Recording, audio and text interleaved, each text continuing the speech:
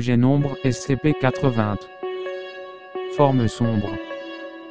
Classe Euclide. Procédure de confinement spéciale. SCP-80 doit être confiné dans une chambre de 4m×4m avec une antichambre plus petite située sur la face sud pour permettre l'accès aux chercheurs. Une salle d'observation est connectée au mur nord par une fenêtre équipée d'épais rideaux noirs qui ne s'ouvrent que lorsque la porte est fermée. Aucune tentative pour déplacer SCP-80 de son isolement ne doit être tentée. Rien d'autre qu'une ampoule de 7W ne doit éclairer la salle et ce en toutes circonstances. Absolument aucun objet capable de produire de la lumière ne doit être apporté dans la salle de confinement.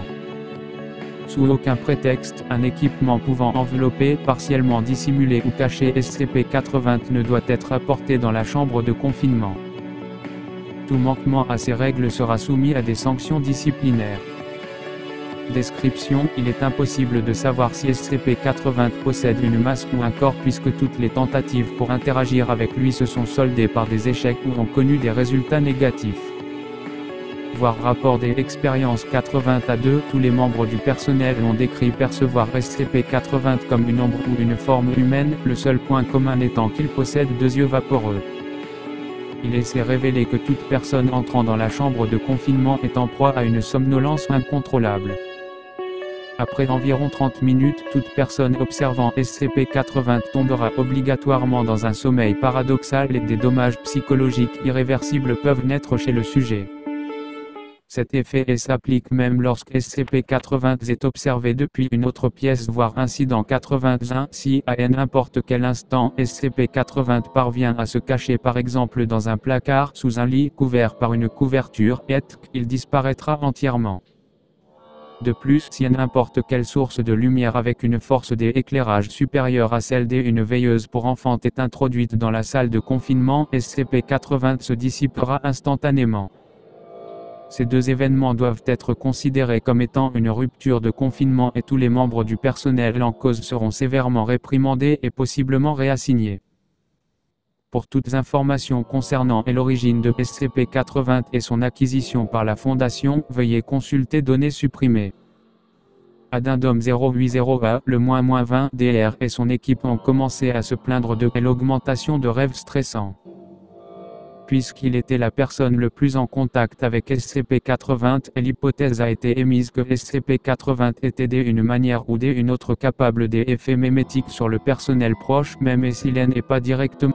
Addendum 080B, depuis le -20, suite au suicide du DR, tous les membres du personnel situés dans le secteur de SCP-80 doivent assurer la tenue d'un carnet de rêves et doivent signaler la section psychologique du site en cas d'augmentation de rêves à caractère violent ou jugés cauchemardesques par n'importe quel aspect. Addendum 080C, nous rappelons au personnel que le rideau noir présent dans la salle d'observation ne sera pas ouvert si la porte n'est pas fermée au préalable et que le temps d'exposition ne doit excéder 30 minutes sous aucun prétexte voire incident 81. Addendum 080D et l'équipe de recherche senior est arrivée à la conclusion que certains chercheurs ne sont pas en mesure de voir SCP-80 et pourraient y être totalement insensibles à ses effets. Si n'importe quel membre du personnel pense être incapable de percevoir SCP-80, veuillez prendre contact avec le DR pour des tests obligatoires.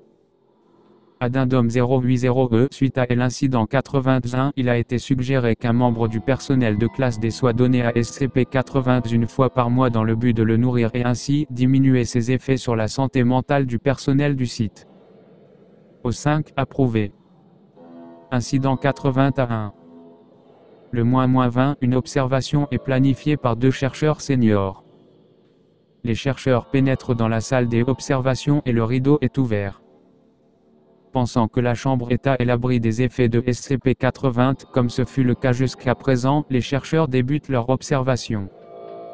Environ 40 minutes plus tard, les 2 chercheurs s'endorment. Lors de leur découverte données supprimées. À noter qu'à la suite de cet incident, tout le personnel du site a déclaré souffrir de cauchemars et de sensations de mal-être.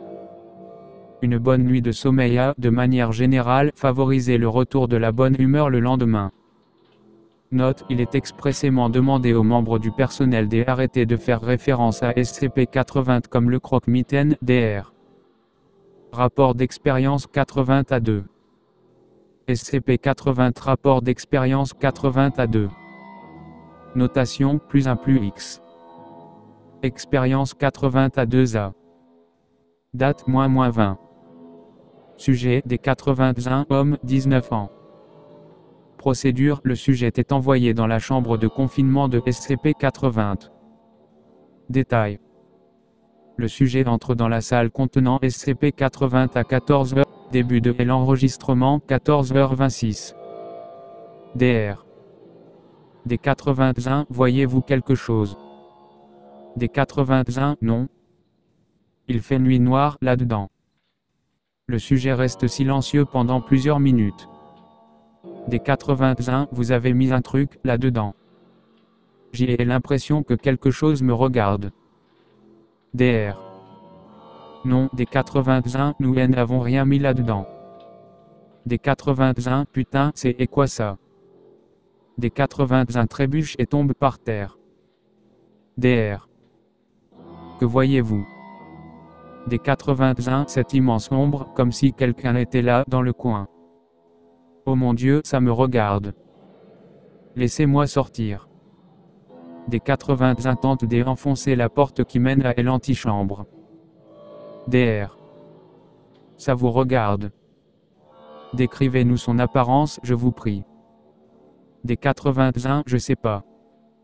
Oh mon Dieu, laissez-moi sortir. Je ne veux pas rester ici. Des 81 commencent à pleurer. DR. Dites-moi à quoi ça ressemble, des 81, et nous pourrons vous laisser sortir. Des 81, c'est écho comme une silhouette tordue dans le coin là. DR. S'agit-il d'un humain? Des 81, c'est bien trop gros pour être humain. Des 81 bail, ça continue à me regarder, Doc, ça ne s'arrête pas. DR. Rapprochez-vous-en. Des 81 se rapprochent du coin de la pièce, faisant preuve de grande difficulté pour tenir debout. Des 81, ses yeux sont comme de la fumée, ils ne font rien que me fixer. Comme si ça voulait quelques des 81 tombent au sol à nouveau. DR. Des 81, pouvez-vous m'entendre?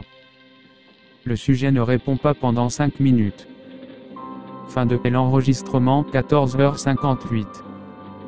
Le sujet est présumé s'être évanoui. Aucun trace de D81N n'a été retrouvé ensuite et il est supposé que SCP-80 l'ait consommé. Expérience 80 à 2B. Date -20. Sujet D82, femme, 30 ans. Procédure, le sujet est envoyé dans la chambre de confinement de SCP-80 avec la directive d'interagir physiquement avec SCP-80. Détail. Le sujet entre dans la salle contenant SCP-80 à 17h35 sous la direction du DR. Début de l'enregistrement 17h35. DR. Dites-moi ce que vous voyez. Des 82, j'y vois que dalle. Pourquoi il fait si noir là-dedans après plusieurs minutes? Putain de merde, c'était quoi ça? C'est en plein milieu de la pièce. DR. Décrivez ce que vous voyez. Des 82, c'est juste là, debout, au milieu de la pièce, je peux voir 2 yeux, j'imagine. DR. Pouvez-vous vous en approcher? Dites-nous si quelque chose se passe. Des 82, je me sens fatigué, vous m'avez injecté un truc, ou quoi? DR. Approchez-vous et touchez-le. Dites-moi ce que vous sentez. Des 82, vous voulez que je touche ce truc? DR. Oui, faites, je vous prie. Après quelques minutes d'argumentation, il est supposé que ces 82 entrent en contact avec SCP-80. À partir de ce moment, aucune réponse n'est émise du sujet. Fin de l'enregistrement 18. Le sujet a été retrouvé dans un coin de la chambre de confinement de SCP-80. Le sujet ne semblait pas avoir été blessé pendant l'expérience. Une fois que l'équipe médicale a statué que des 82 étaient en bonne santé physique, le sujet a été interrogé. Voir ci-joint rapport des entretiens 81. Expérience 80 à 3C. Date -20. Sujet des 83 hommes, 24 ans. Procédure, le sujet est envoyé dans la chambre de confinement de SCP-80 après avoir reçu une forte dose d'amphétamine. Une fois dans la chambre de confinement, il est demandé au sujet ce qu'il voit. Le sujet décrit une silhouette ombreuse au centre de la pièce. Il est demandé au sujet de ne pas bouger et de rapporter tout changement. 10 minutes après le début de l'expérience, le sujet commence à bâiller et semble être de plus en plus effrayé. Le sujet est non coopératif et tente de s'échapper de la chambre de confinement. Une fois sa tentative avortée, le sujet tente de blesser SCP-80 en l'attaquant. Le sujet s'évanouit instantanément. Le corps de D-83 a été retrouvé peu après dans la chambre de confinement. Il semblerait qu'il ait subi une grave attaque cardiaque. Pendant qu'il sortait le corps de D-83, les chercheurs ont décrit ressentir un fort malaise, une impression d'être observé à mesure qu'ils prenaient conscience de la présence de SCP-80 dans la pièce. Rapport des entretiens 81. Interviewé D-82. Intervieweur Dr. Avant-propos D-82 est interviewé suite à une expérience non concluante avec SCP-80 durant laquelle le sujet a été enfermé 37 semaines dans la même pièce que SCP-80. Début de l'enregistrement. Dr. Décrivez ce dont vous vous rappelez de l'expérience et s'il vous plaît. D-82, le Dr. Notera ultérieurement que D-82 avait une expression et un ton de voix des outre-terre. Vous m'avez dit de m'approcher et de le toucher, mais je ne voulais, non, je ne voulais pas. Dr. Que s'est-il passé lorsque vous l'avez touché? D-82, quand je l'ai touché. Vous avez vu cette chose? Le toucher. Je ne pouvais pas bouger, ça me fixait et je ne pouvais tout simplement pas bouger. Dr. Vous n'avez pas répondu pendant plusieurs minutes, que faisiez-vous? D-82 devient de plus en plus agité, ça me fixait, je ne pouvais pas bouger. Je ne pouvais pas respirer. D-82 commence à hyperventiler. Dr. Calmez-vous, D-82, prenez une grande respiration. Vous souvenez-vous vous être endormi? D-82, ça me fixait, encore et encore, sans jamais bouger, mais j'y ai senti quelque chose. J'y étais par terre et ils étaient partout sur moi. Ils sont là. D-82 commence à hurler, se lève brusquement. Non, ils essayent de me prendre, ils veulent me ramener à cette chose. Je n'y retournerai pas. Vous ne me forcerez pas à retourner là-dedans. D-82 se jette sur le Dr. Avant d'être éliminé. Fin de l'enregistrement.